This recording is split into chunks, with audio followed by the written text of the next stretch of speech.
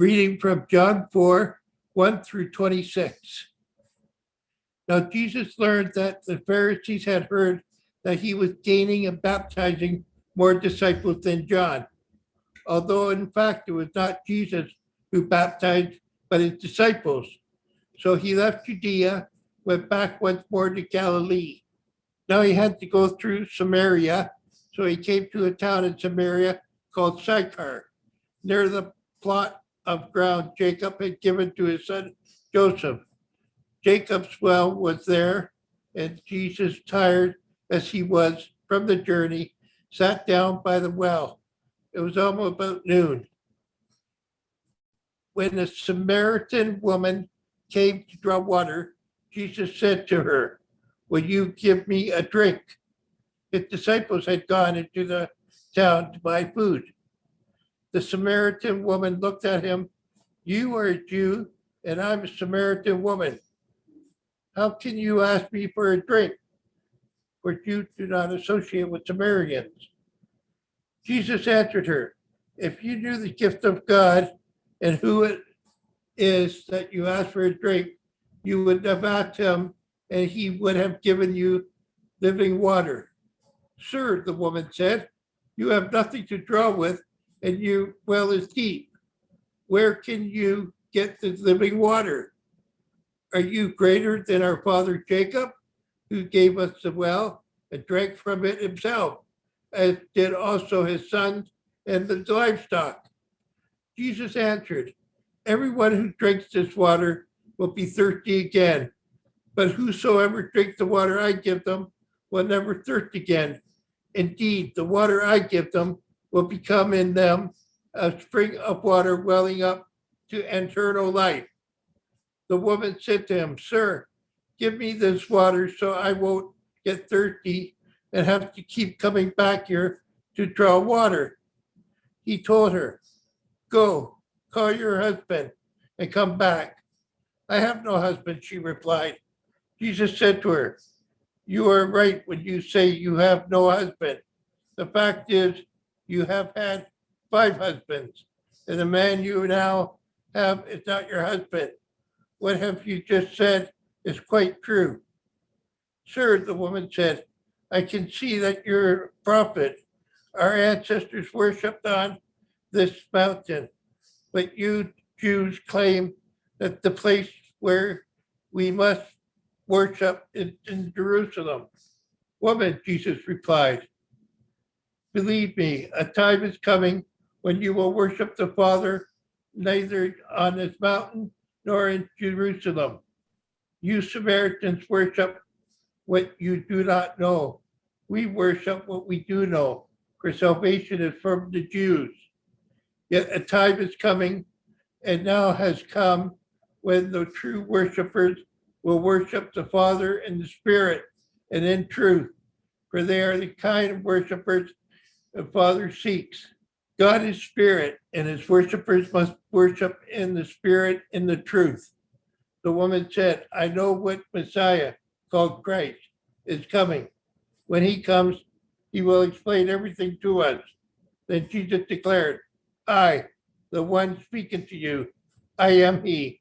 The word of the Lord. Hello, welcome.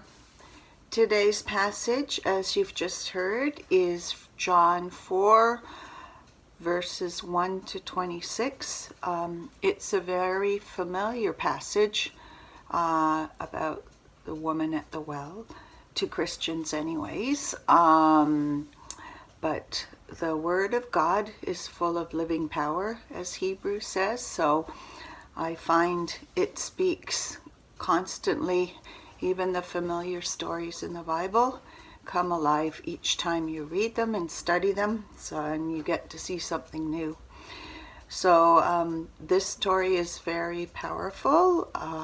Jesus, he walks to Samaria, and the verse says that he had to go through Samaria, and I think that indicates that the Spirit led him, because that was a long route, not the short route home. and he went up to a well. He'd been walking all day and he was really tired. It was lunchtime, and he sat down, and a woman came by to the well. She was alone, and it was midday, and so they think that she may have been an outcast, because usually women would travel in groups and they'd get their water in the morning. And then she was a Samaritan, who were people that had stayed in Israel during the when Assyria conquered Israel.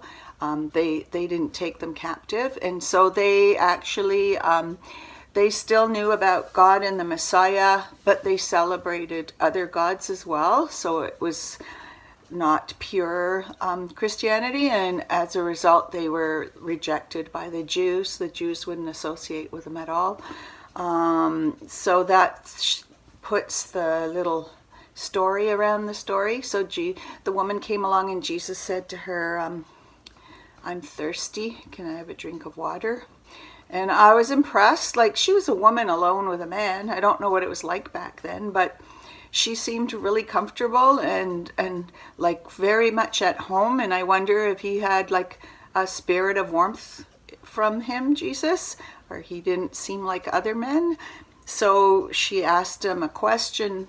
She is shocked as well. Maybe that's what made her talk. Like, why are you talking to me? Like, I'm a Samaritan and I'm a woman. And women didn't have very high standing. I'm not sure if men would speak to them as equals then in those times. Then Jesus said, if you knew the gift of God and who I am, then you would have asked me for my living water. And the woman said, well, the well is deep and you don't have a cup. And Jesus replied, my water springs up in everlasting life, and whoever drinks of this water will never be thirsty again. So then she said, give me some. I want some of that water. He told her, go and get your husband. She told him, I don't have a husband. And he said, I know. You've been married 5 times, and the man you're living with now is not your husband. She said, you must be a prophet. And she asked him a theological question. And then part of his answer was how God is spirit and truth combined. And she said, yes, I know about God, and I'm waiting for the Messiah. So he said, I am the Messiah. And she was the first person he revealed himself to, and that's quite astonishing, considering she was a woman and a Samaritan and not of high status. And so it's very beautiful. And I think the reason he chose her was she was obviously very curious. She was humble. She was searching. And she believed him right away. He knew that she just needed to meet him and she would have faith. So she did have faith and she believed in him. And this is the most remarkable part about the story for me.